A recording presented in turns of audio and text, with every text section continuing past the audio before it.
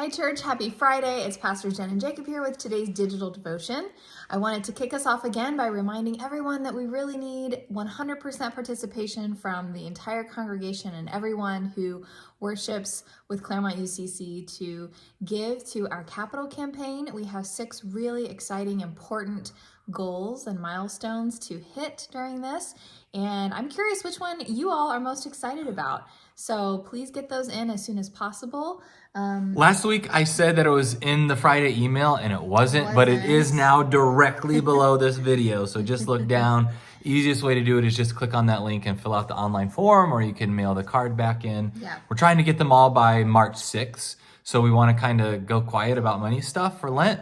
And so we want everyone to have it in by March 6th, and that would help us in our planning to make sure that we can reach all these goals. Right. And again, it doesn't matter if you give $20 or $20,000. The idea is just that this is a group effort from everyone in our community who loves this church. We want to start off by telling a little bit about this new sermon series that is coming up on Sunday, which is entitled Havin Church, Old Time Religion for Today's Church. And we're looking at practices and traditions that are ancient, that go back to the beginning of Christianity, many of which have roots even before the time of Jesus, and to think about why these practices still have relevance for us today. And so for our devotional, we thought we would talk about one of these traditions that is not going to make it in the sermon series, and that is hymns and songs. That has always been part of people of faith, that when they come together to worship God, they sing psalms and hymns, and scripture calls them spiritual songs. And that making music of any language or any culture, that sort of inner poetry is important to what we do as worshiping people. Mm-hmm. And I think it's always difficult in a multi-generational, diverse community like ours to offer music that everyone likes, because music is so personal. Our tastes are personal. What one person loves in worship, another person might find really irritating. And so that's always a challenge in churches, to come together and have music present that really moves everyone and touches everyone. And so we try to keep it diverse at Claremont UCC, and hopefully you've appreciated that and noticed that we try to mix it up with both traditional things and more modern things and everything in between, different styles and genres.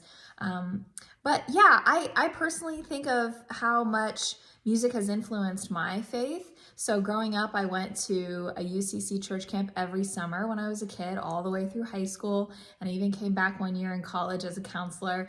And the songs that you sing at camp are not really hymns. Sometimes they are, but typically they're more like Christian camp songs. And those stick with me today. I find myself humming them in the shower or when I'm doing chores around the house. And it's amazing how those songs from your childhood really stick with you. And I immediately am in a happy mood when I sing them, because I'm reminded of this happy time in my youth when I was surrounded by other young developing Christians who are exploring our faith together. It's so funny. You just reminded me of the songs that I grew up singing in a church. And I came from a more traditional, and by traditional I mean like evangelical background. And the words of the songs I remember are not good theology.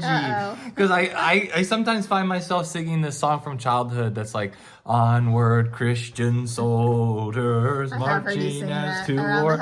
And there's another one about like flying in the infantry and riding in the cavalry because I'm in the Lord's army. Oh my goodness. That's very militant. Very militant. Oh my gosh. But you taught me this quotation from Charles.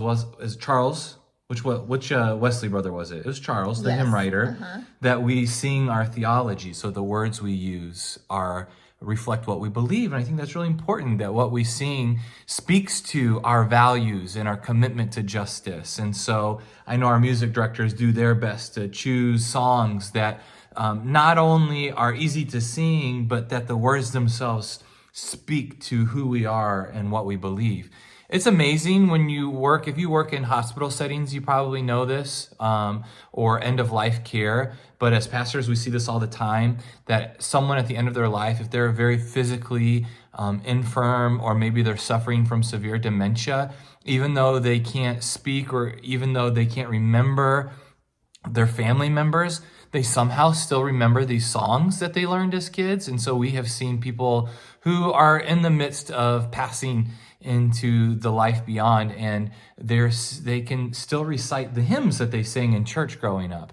And so that's another reason why it's important to come together in community and really choose our songs well. Like, I'm so shocked when I'm listening to the radio and it's a 90s song and I can somehow sing all of the words even though I haven't heard it in 20 plus years. Spice Girls, TLC, who else? Boys to Men, those songs just come right back to me. Yeah.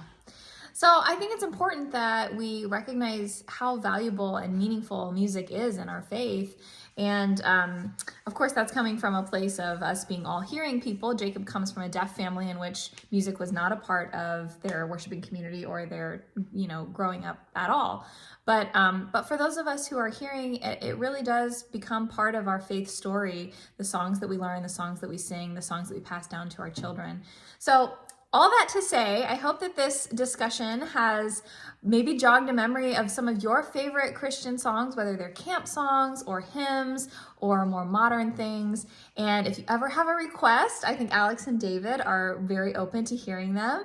And we certainly are excited to have them on board full time now as our music directors. Yeah, so thanks everyone for carrying on our faith, these values and words that are thousands of years old, and yet we still sing them today with all the voices that have sung them for thousands of years. We'll see you Sunday to carry on the tradition.